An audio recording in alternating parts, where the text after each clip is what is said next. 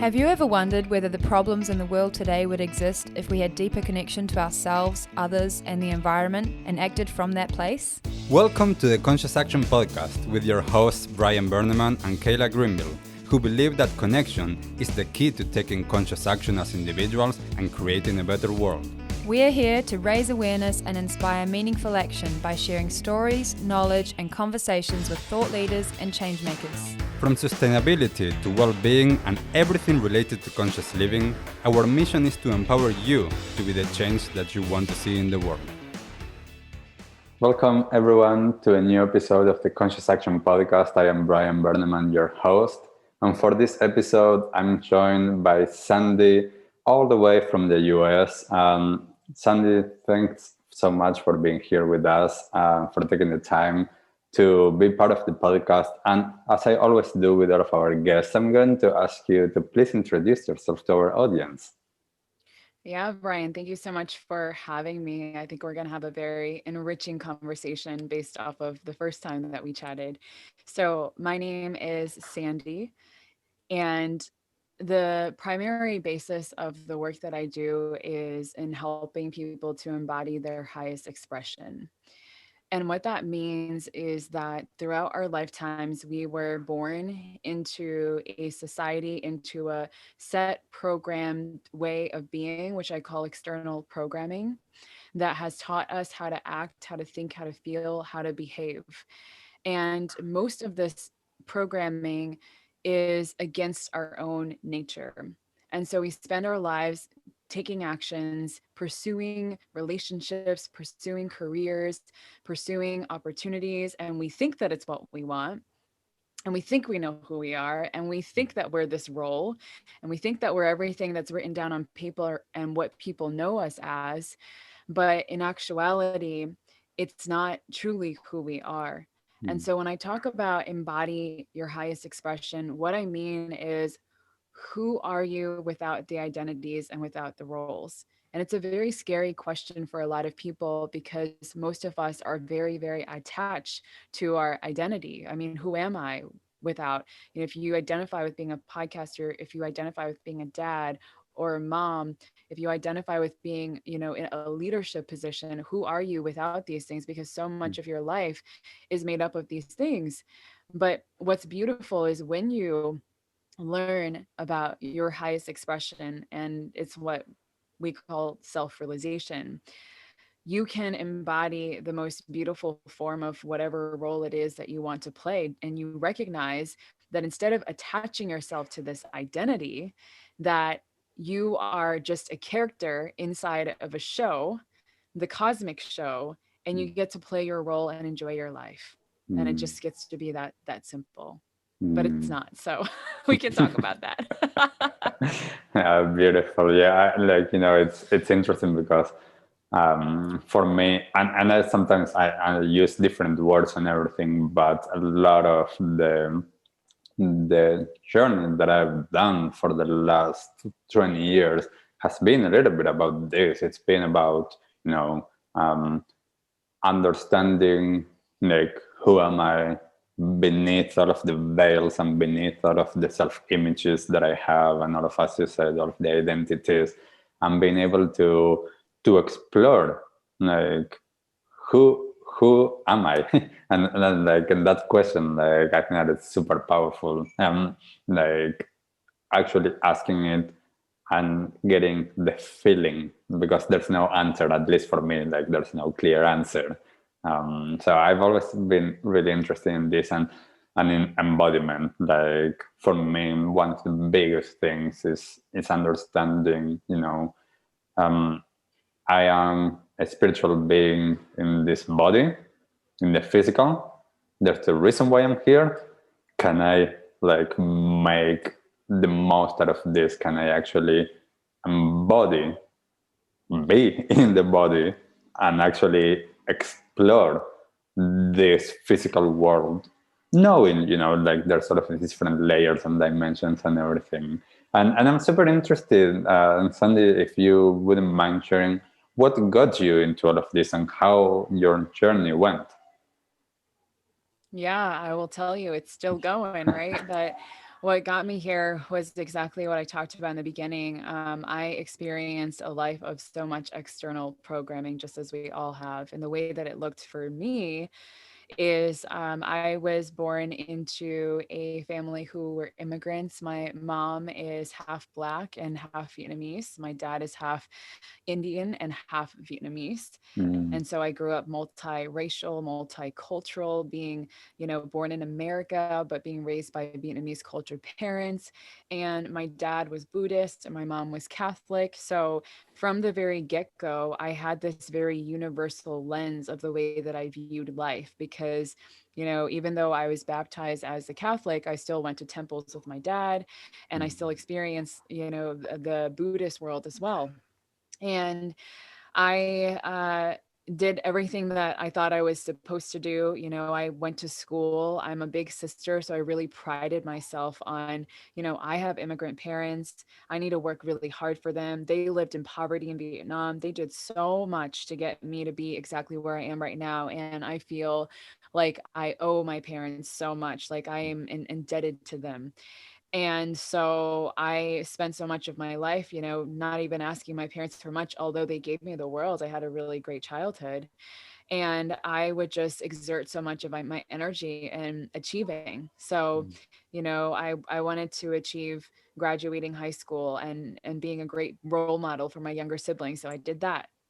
And then I was like, okay, I'll go to college and I'll graduate from college. And I did that and I will get a successful job. And I ended up getting a job where I was super successful at a very young age, making lots of money. And I did that.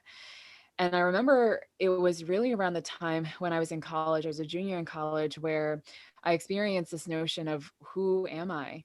Even if I'm even the me that's desiring all these things of the world, like all these achievements, why is it that even if I'm achieving these things, why do I feel so empty? mm, And it really was the spark in all of that is, I had my dad, he ended up leaving. So he pretty much abandoned the family and mm, cheated. And that was a pretty traumatic experience for me because I'm close to my dad. The partner that I was with for 6 years, like your first love is like everything. And mm. you think that you're going to be together forever. And you go through all these wild experiences and you explore so much of your emotions and you're so attached to it. And he ended up leaving as well. And someone that I was Wow. really close to at the time, my cousin Lena, who was like a sister to me, and the one person that I really felt like I could confide in, she ended up passing away from cancer. So Mm, I felt like my life betrayed me. I felt like God betrayed me. I was like, okay, if this is life, then where are you? Like, mm, why me? Why am I going through this right now? Why do the people that I love in my life, why are they leaving me? My mom at the time lost her sense of self. She became a gambaholic and an alcoholic, and she was no longer the mom that I knew. So I just felt so alone, mm, so isolated. And it was really around my junior year in college when I had experienced this crazy burnout and I started to completely lose all sense of self. I lost my ego identity, as you will. Really, I mm, felt so raw and so cracked wide open. And at that time, because I didn't have any practices, I thought that I was going through some type of psychiatric, just mental psychosis. I was losing mm, myself. And I went to see all these different doctors. And it wasn't until I saw an Ayurvedic practitioner where he told me, you're just coming out of a deep depression. And you mm, know what? If you're resisting medication, because I was resisting medication, something was just telling me there's something more. He said, I'm going to introduce you to meditation. So he connected me with this spiritual teacher who is a pioneer in mind body medicine. He is the direct disciple of Swami Rama, who was one of the first yogis who went to America to show scientists that it's possible to control the heart rate and the blood temperature and the blood pressure and your internal temperatures and all of that with your mind. And they were fascinated by it. And the East began to meet the West. And so he was his direct disciple. And eventually he initiated me into this beautiful lineage. Mm. And I knew that that was my path. But I went against another obstacle.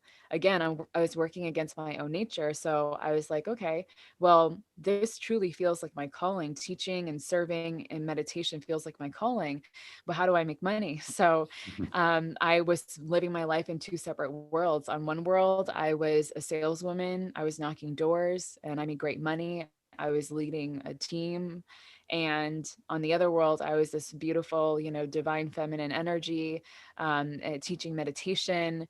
And I just felt like I was living in two completely separate worlds. And I had to Mm. go through another experience where I realized, wait a minute, we are not here to label ourselves or to put ourselves in boxes, or to say, oh, because I'm spiritual, I can't make a lot of money, or because I am making a lot of money, I can't consider myself to be spiritual. We're Mm. here to enjoy all that life has to offer. And actually, the mantra that my teacher initiated me with, Om Namaha Shivaya, Mm. stands for everything is here for you to use and to enjoy, but not to possess or to become possessed by.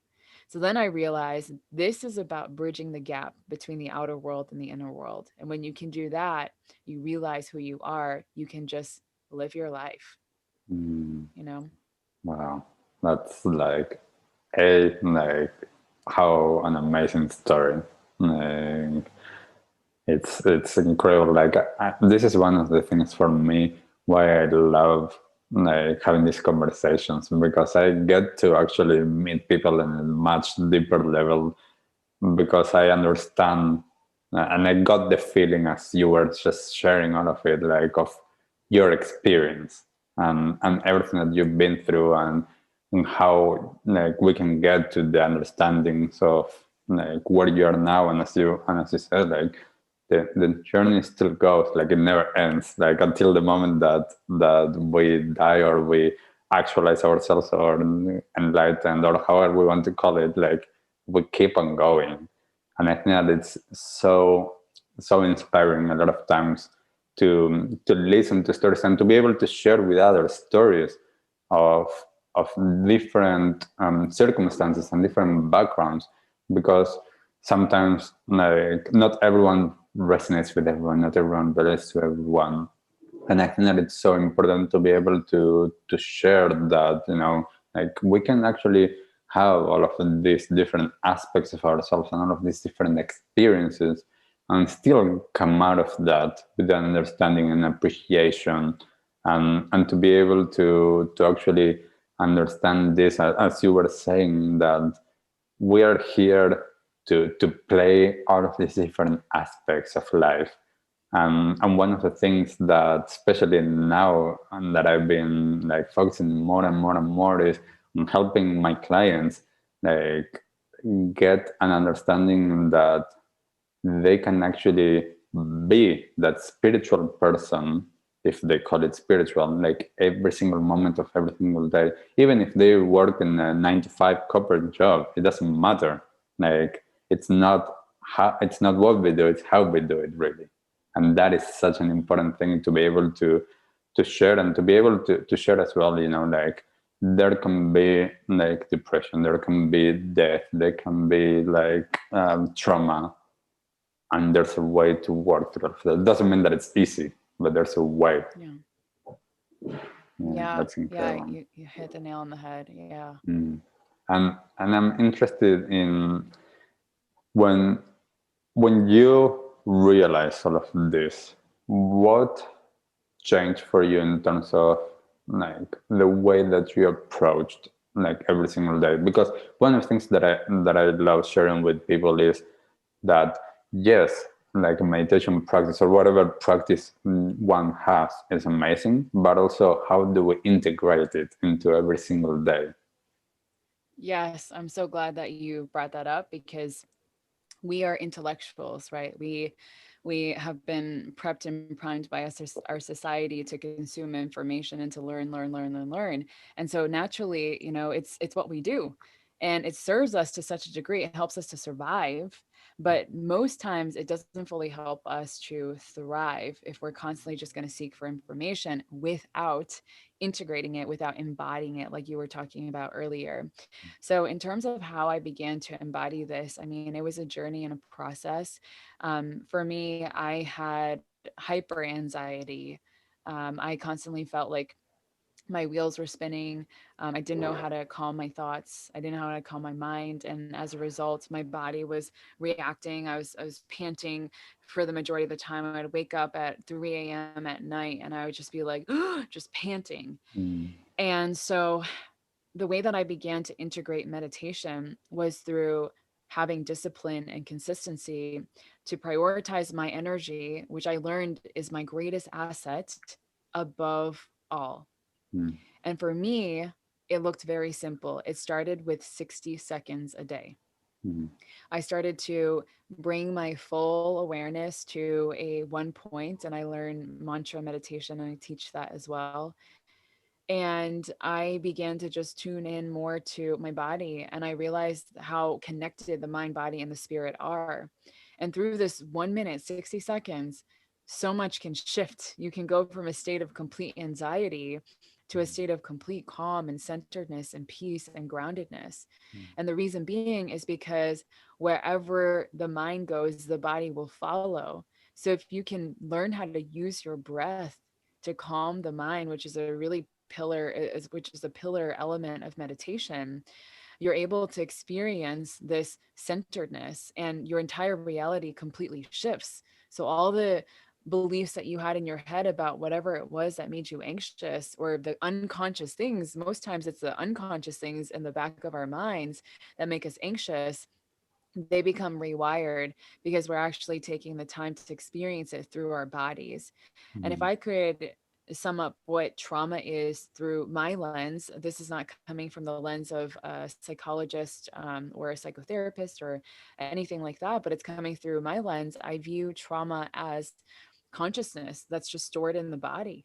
Mm. And when we can actually take the time to see it and feel it and experience it and listen to it, then we free it. But most times we don't. We keep ourselves busy. We achieve. We stay stuck in the rat race of more things to do and a busy calendar, and we prioritize being busy over our own mental health and spiritual, emotional health. Mm. So integrating it is really looking at your lifestyle with a big overall picture, looking at the four walls within your home and asking yourself, am I the highest expression of who I am? Am I the embodiment of who I am? And how do you know that? Well, ask yourself, well, am I doing the things that truly matter to me?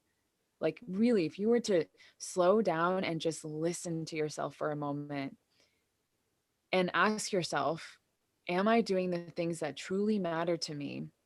You'll probably do a mental scan of all the things that happened up until this point within your day that you're like, oh my goodness, I just did that because I wanted to please my mom, or I just did that because I wanted to make my partner happy, or I just said yes to, my client and extra hours, even though I'm exhausted because I just want to serve people. Mm. And we don't realize how much of our energy is being drained throughout the day because we're doing things based on what other people want, not what we truly believe is important to us.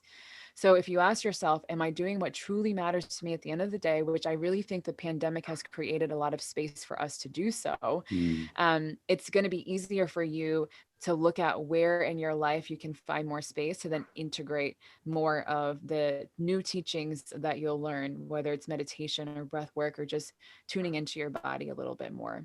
Yeah, yeah, that's so well said, and I think that, and for me, one of the things that you were mentioning, and I talk about this a lot with my clients and my workshops, is how not only like we've been conditioned to like go on this rat race and this automatic pilot, and like and I said to people like, where are you going? It's like where are you going? But also it's that sense of all of the time escaping, and a lot of the things that we do is about escaping, as you say, like not connecting and not wanting to see what is there, because there was some trauma or there was something, and it's challenging, but we keep on carrying that. Like I remember when I moved like to New York, I just like I couldn't like stay any longer in Argentina, and I just bought a one-way ticket and I moved there. Um, the first week I Skyped with my mom, and she asked me how I was doing, and I told her I felt like a 50-kilo bag like just came off my back that I've been carrying and carrying and carrying. And I'm like, that, like I was all of the time doing stuff, even though I was carrying that, like I was like okay in a sense with that, and I was like all of the time escaping and watching TV and doing that, and like I'm going with my friends to like this place or to the other. And there is of course like more destructive like forms of escape, like some types of drugs and alcohol and some other things. But like at the end of the day, is as you mentioned, it's like, can it just be? And it starts simple. It starts as you were saying, like just 60 seconds, like connecting with yourself and being like, can it just be? And asking questions. That is so powerful. The power of asking questions. Yes, yeah, just asking yourself a question. And I always thought that was really powerful. You know what sparked my spiritual path was that question. I remember I was like learning from, I think, Tony Robbins. I was either reading some of his stuff or watching some of his videos. And I was very much in that like motivational speaker type, energy back then. And I was doing a vision board, and I had like put together all of these pictures from the magazines, and I just didn't even know what I wanted. And I remember this question came through my mind, and I remember being in front of the fireplace when this question came up. And it was this very subtle voice, and it was like, who am I? And I just sat in it for a moment. And that was when I had this realization of, oh my goodness, I don't even know who I am.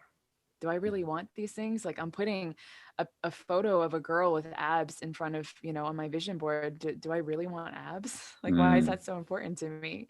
Or is that what I think that I need in order to be liked by the world, in order for men to see me or love me and mm, not abandon me? And so that question led me on this journey. I did bodybuilding, and then I wrote a book, and I became a transformational coach online, and I did all these things, and still I wasn't happy. And so asking yourself a question is so powerful because that question came from within you. And if that question comes from within you, it also means that the answer is going to come from within you. And when you can have that back and forth dialogue with yourself, and this is why meditation is such a powerful experience, it's a powerful practice, because you're just having a conversation with yourself. And it's between the higher self and the lower self, and you're going through contemplation. You're understanding layers of your mind that you didn't understand before.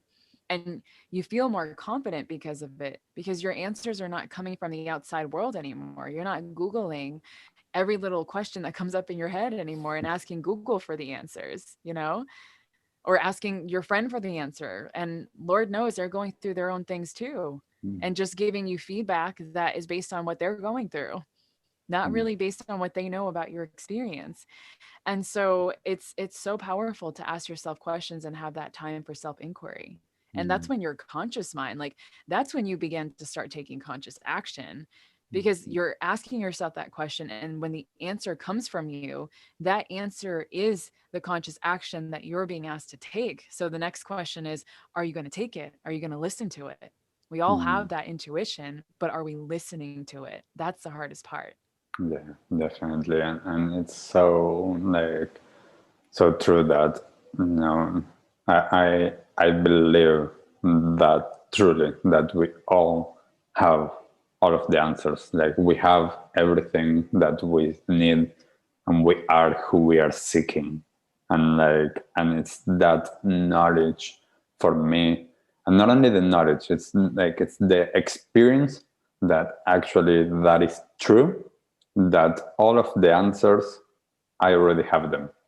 Like I just need to ask the right question and I just need to tune in. That's it. Like and life will unfold in the way that it needs to unfold.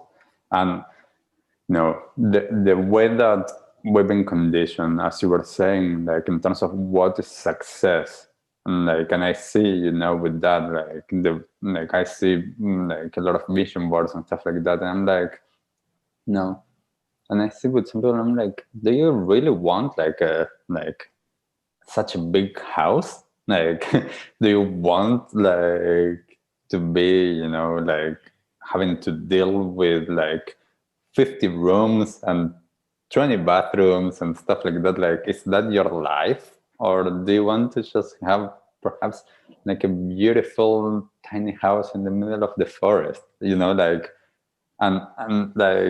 and do you want to be making like, I don't know, like $1 million, or are you okay with like 50? Like, like it's like, what are the things that we are projecting, that we've been conditioned to think that that's what it is? And the inner world is so rich. Like, I think that for me, there's been times, especially when I've been doing like retreats, that is time that I go way, way deeper, that it's like there's an entire world there that I could just stay there for days and days, and just be like, Yeah. whoa, this is amazing.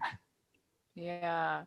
Yeah. Well, it's interesting you're bringing that up because next week I'm going to a self-led silent meditation retreat. So I'll be spending 7 days in silence to integrate a lot of the new consciousness that's just appearing for me. And it's a very beautiful space to be. But yeah, just to speak to what you were saying, success is something that can only be defined by you. Who's to say that having a big house is wrong? Who's to say that having a little house by the forest is wrong, right? You're here to experience the vastness of this human experience. And if it's in your cards, if it's in your deep desire to have more things, there's really nothing wrong with having more. But ask yourself, am I possessed by the things that I have? Because when you become possessed by the things that you have, you lose your sense of connection to what the journey of life is really for, that sense of self-realization. So, I believe that as human beings, we're always desiring more. We can't just settle by just sitting here. Like, deep down innately, there's this desire for more. There's this desire to serve. There's this desire to do more in a different way. And it's part of what we're here to do. We're here to perform our duties skillfully. And that's the question. Are we performing our duties skillfully?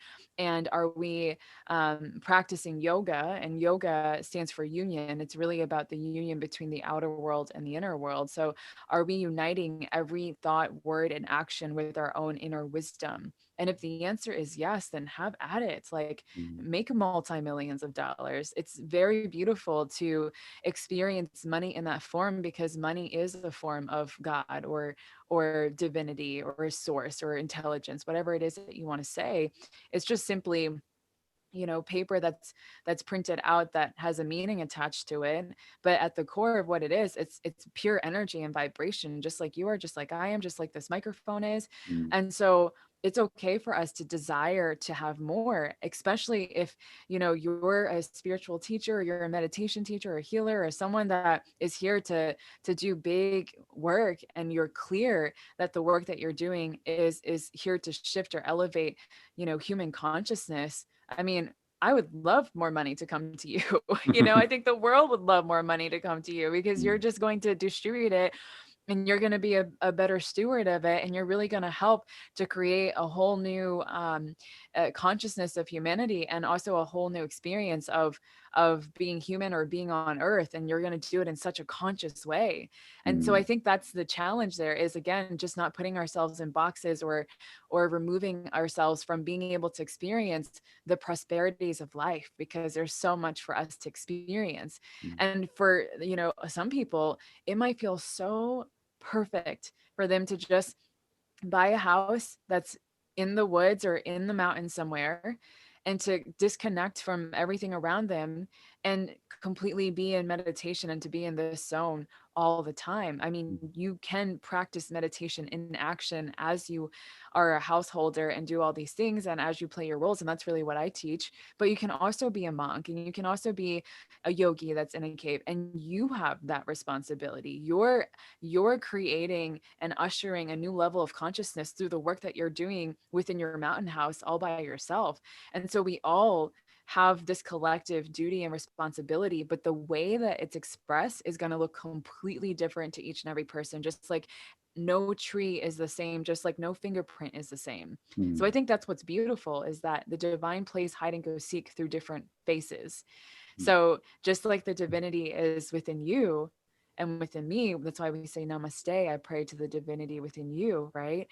it it plays hide and go seek through all these different forms so that we can experience, well, what is this evolution going to look like? And that's so mm. beautiful, because no one has to be the same, and we don't have to live in labels, and there doesn't have to be rules. Yes, and I love that, and I wanted to ask you, like, you touched on it a little bit, but like a little bit further to explore it, and it's like I know what I do and I know what I share, but I want to take your get your take on this, which is now, like, like as we are exploring, or as you are exploring all of these aspects of you, and you're starting to integrate it in different aspects of your life, how do you share that, and how do you communicate that and integrate it with the people around you that perhaps are doing some of this, perhaps are not, like, how do you um, connect with the people, or how can someone that is listening that perhaps is starting to do their own work and starting to realize, okay, like not everything around me like is the same and not everyone is understanding of this, how do you share that with people? That's such a great question, because I think that's something that a lot of spiritual seekers and truth seekers experience. And everyone does it differently, but I know for me that I don't have a desire to share things right away the moment that they're happening. Just like the way that a seed grows is by being in a period of darkness for a little bit in order to receive that nourishment. I Mm, think it's important on our own spiritual journey that we don't report every little thing that happens like the way that we report, this is what I'm eating on Instagram today, this is what I'm drinking, this is what I'm doing, right? mm, And treat this very, very sacred experience in that way. But what I will say is, when you're done, understanding your vision in within the darkness, and you're letting it marinate and completely integrate into your DNA at a cellular, and I say cellular level, mm, then you do have a responsibility to share it, because people need to hear what it's like through your lens, right? And the way that this is shared, it's so important that it's not being shared in a way where you are imposing on other people. I tried this works for me, meditation is the best, you should do it, because you're just going to experience complete just deflection. And people are not going to be want to listen to you. They're not going to hear you. And then you're going to think, well, I mean, I don't understand. This changed my life, so it's going to change yours. And it mm. just kind of gets you to experience a lot of friction in your path. So Yeah. instead, I think the most powerful way to share your spiritual journey is to be the example of it. So when you show up in your life, how are you being the example of these integrations that you just received? When your partner is saying something to you and you immediately are being triggered by it, are you reacting? Mm, And when, you're, I know, especially with females constantly are comparing themselves to one another, because again, it's part of our external programming. And maybe men do it too. You're trying to one up the other person. So when you have a friend and you're next to them, are you going to continue comparing yourself with them? So, the most powerful way to share some of these beautiful and sacred experiences is always to be the example. And, for me, that's why I recognize that I I don't feel called to share the things that are happening right away. mm, And I also for some time made myself wrong for that, but then I realized, wait a second, there's nothing more powerful than sharing through the example of who you are by just mm, being in your own essence. And that speaks more volumes than anything. Your energy alone speaks louder than, hey, look at this. This is what happened. Hey, mm. you should try this. Yes, definitely. And it's interesting. For me, Such a this great is question. yeah, this is the way for Yeah. me. Like the understanding that we're all different. We're all in a different path. We're all in a different stage. We're all like here to experience different things, and being able to. And this is something like in all of my workshops and events that I do is like actually taking time with everyone to explore what is the next action for them, like not what is my action, not what is like for each of us. It's like what's like what from what I've learned, from what I've heard, from what I know, like what is it next for me. I'm not Yeah. comparing it. I'm being okay with that. And as you say, like for me a lot of times it's like no, I'm just being me. Like, and that's all that I need to do. And if someone asks me, then I'll share. This is what I do. This is what I've done. That doesn't mean that that's going to work for everyone. Like that was Yeah. me. That was my path. And being able to recognize that, I think that it's super powerful, especially in the world that we we've been conditioned to have a lot of times like this to be right or to know, and then Yeah. we get all of these polarizations and we get all of these fights, whereas like it's okay like to someone believe that and for the other one to believe the other thing and for someone to neither, and it's like then it's okay. Now, how do we navigate all of that within the society that actually we need to interact with one another? How do we bring all of that into balance? Because we're all different and we all believe different things, and they are all okay. Yeah, that's such a great point that you're bringing up, because I think that the greatest sign of maturity, whether it's, emotional, physical, mental, spiritual maturity, is when you can hold certain beliefs or even certain insights, and somebody else can hold something that's completely different, and you can still have love and compassion for them. That to me is a sign of maturity. Versus if someone disagrees with you on something that you've recently discovered, and now you're just trying to convince them that they're wrong and I'm right, and that's not how you do it, or no, that doesn't make sense, or your political party sucks and mine's better. I think that when you can sit in a room with someone who is nothing like you, who has nothing in common with you, at least on in the human form, and has different belief systems than you, and you can be like, I might agree to disagree with this person, but I have so much love and respect and compassion for them, and it shows.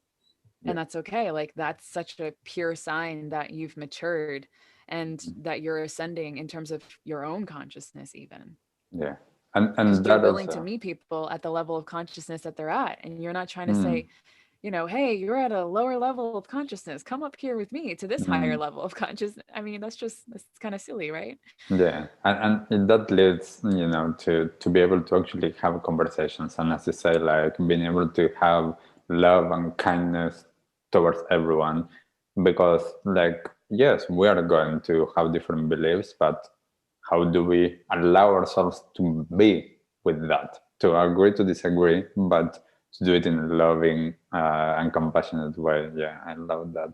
And Yeah. I'm wondering, Sandy, if you could share with our listeners, what is one resource, like a book or a podcast or a movie or something that you think that would be really helpful?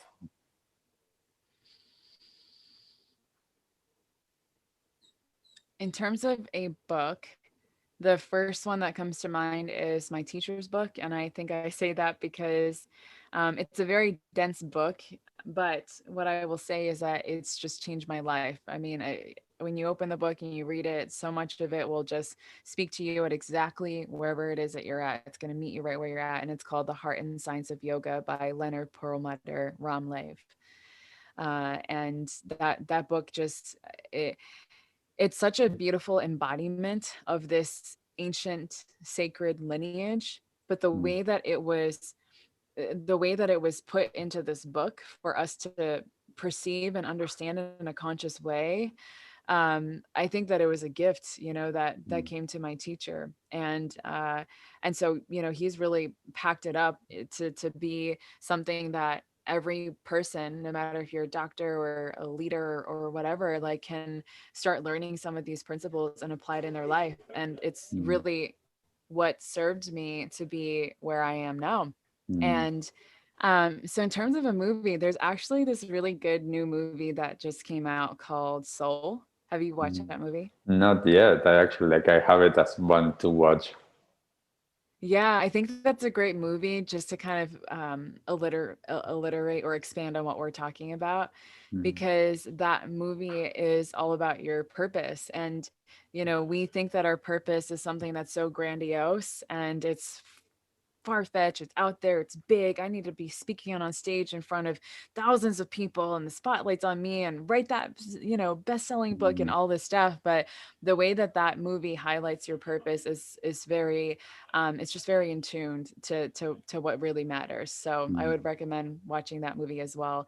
And then A Razor's Edge is another really good movie. I think Bill Murphy is the one that's in that movie, and it's about this guy that leaves his traditional habitual life and goes on this spiritual journey in India, and finds himself at a deeper level. So it's another great book as well, or a movie.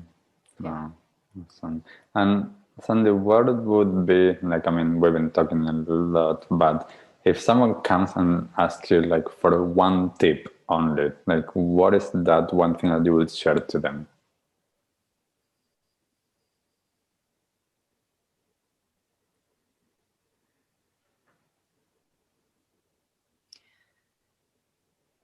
Who you are today is not who you're going to be tomorrow, and it's not who you were yesterday. Who you are is formless, it's infinite, it's intelligent, it's brilliant, and seek that, more than anything, seek that. Because when you find that, you'll find this sense of bliss and this sense of, oh, wait a second, heaven isn't somewhere out there, it's within me. Heaven is a place on earth within my body. And you just get to be the full embodiment of your highest expression. Beautiful. And similarly, but it might be different, what is the one thing that you wish that everyone in the world knew?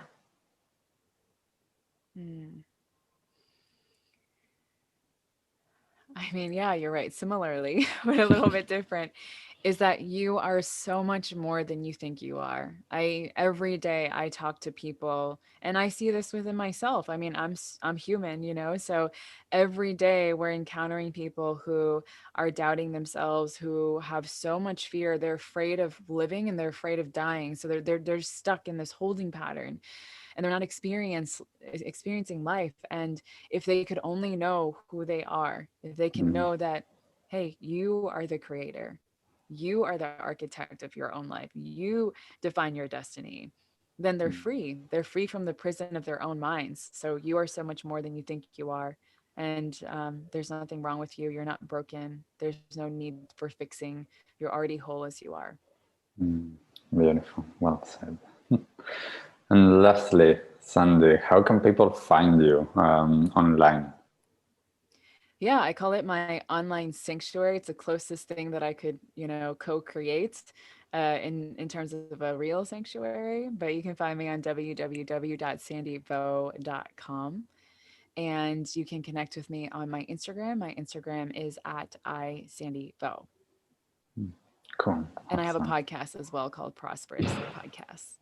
Nice. So go and check it out, and we'll put all of these links as well on the notes of the show.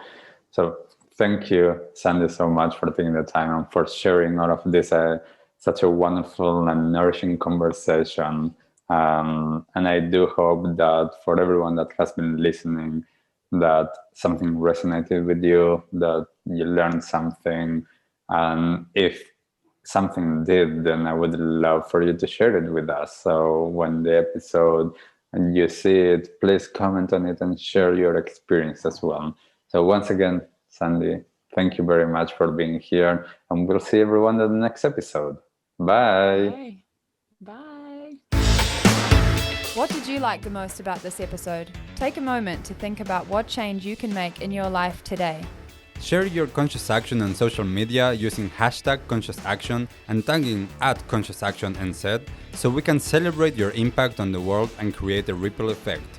One easy action we would love for you to take right now is to share, like, and subscribe to this podcast. This will help us get these messages out into the world and inspire more people to take conscious action in their own lives, contributing to the better world we hope for.